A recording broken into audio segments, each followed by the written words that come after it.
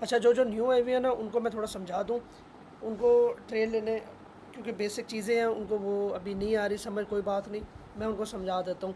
ابھی دیکھیں اس طرح کا چارٹ ہوگا آپ کے اس پہ، ایکس ایم پہ ہوگا یا ایکس نیس پہ ہوگا، جو بھی ہوگا ٹھیک ہے، اور ایک ایم ٹی فائیو ہوگا۔ یہ کنیکٹ کرنے کا طریقہ بھی میں آپ کو بتا دیتا ہوں، اور ابھی میں آپ کو یہ بتاتا ہوں، یہ آپ کے سامنے سیل لکھا آ رہا ہے، یہ آپ کے سامنے بائی لکھا آ رہا ہے۔ یہاں پہ اگر ہم کرتے ہیں مثال کے، یہ آپ کے سامنے لارڈس لکھی آ رہی ہے، ٹھیک ہے۔ لارڈس ہمیشہ آپ نے 0.01 رکھنی ہے اگر $300 سے آپ کا اکاؤنٹ کم ہے، اگر زیادہ ہے تو پھر 0.02 کی لاٹ رکھیں۔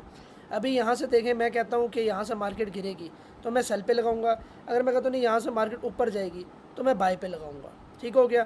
اس کے بعد اگر ہم سیل کی سائڈ پہ جا رہے ہیں نا، نیچے جا رہے ہیں اور 47.25 پہ ہم نے سیل پکڑی ہے، تو ظاہری سی بات ہے مارکیٹ جتنی نیچے جائے گی آپ پروفٹ میں ہوں گے۔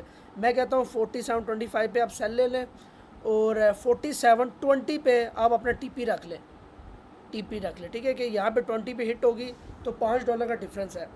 اگر آپ نے 0.01 کی لاٹ لی ہوئی ہے تو $5 ملے گا، اگر 0.02 کی لاٹ لی ہوئی ہے تو $10 ملے گا۔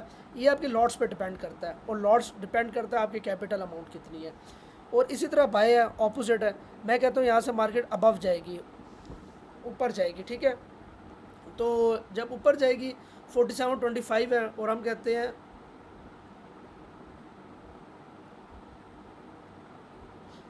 یہاں سے مارکیٹ اوپر جائے گی تو 47.25 ہے، اور ہم پھر اوپر کی سائڈ پہ ٹی پی رکھیں گے 47.30 31 جو بھی اوپر رکھنا چاہتے ہیں ہم اوپر رکھیں گے، وہ ہمارا پروفٹ ہوگا۔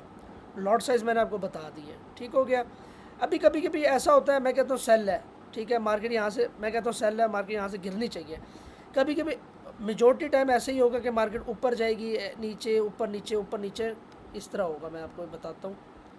اب میں کہتا ہوں یہاں سے سیل ہے، ٹھیک ہے، لیکن مارکیٹ فوراً سیل نہیں کرے گی، کبھی بھی نہیں کرے گی، ٹھیک ہے، یہ کبھی بھی نہیں ایسا ہوگا۔ ایک میں آپ کو مارکیٹ اگر میں کہتا ہوں سیل ہے تو تھوڑا بہت اوپر جائے گی، اس طرح اوپر جائے گی، اس طرح آئے گی، اوپر جائے گی، پھر نیچے آئے گی، پھر اوپر جائے گی، پھر نیچے آئے گی، پھر اوپر کرتے کرتے ایسے نیچے آپ کی ہٹ ہو جائے گی۔ ایسا نہیں ہوگا کہ یہاں سے میں نے سیل بولا تو ڈڑم سیل، ایسا نہیں ہوگا، بائی چانس کبھی ہو جائے لیکن اوپر نیچے جائے گی، ٹھیک ہو گیا۔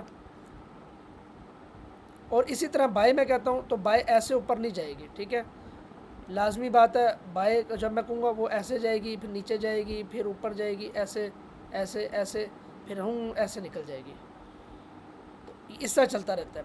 ہاں اگر میں نے سیل کا ہے 47.25 پہ میں نے سیل کا ہے، اور مارکیٹ 10 پوائنٹس اوپر چلے گی ہے، 47.35 پہ چلے گی ہے، یہاں پہ مثال کے طور پہ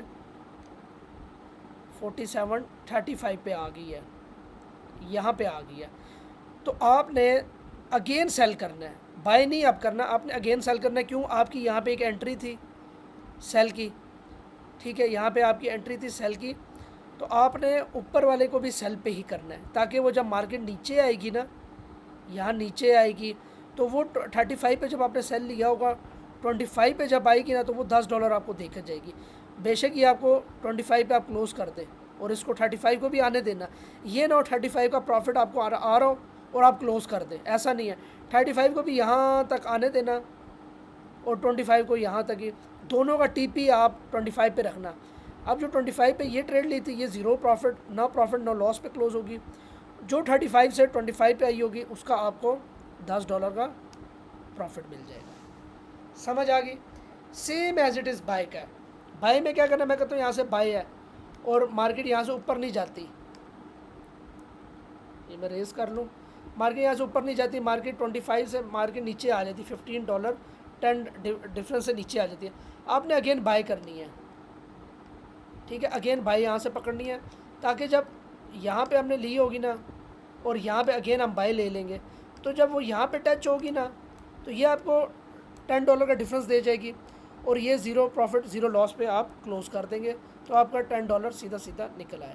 کنفیوز نہیں ہونا، گھبرانا نہیں ہے، مارکیٹ آپ کے مطابق بالکل نہیں چلتی، اوپر نیچے شفل کرتی ہے، ٹھیک ہو گیا۔ یہ چیزیں تھیں جو سمپل تھی، باقی اگر کسی کو نہیں سمجھ آتی آپ میرے سے پوچھ سکتے ہیں، واٹس ایپ نمبر آپ کو میں نے دیا ہوا ہے، کوئی بھی ایشو آپ میرے سے پوچھ لیں، میں جب آپ کو سگنل دیتا ہوں آپ تب بھی پوچھ لیں، اگر آپ کو سمجھ نہیں آتی، آپ کو کوئی ایشو ہوتا ہے آپ میرے سے پوچھ سکتے ہیں۔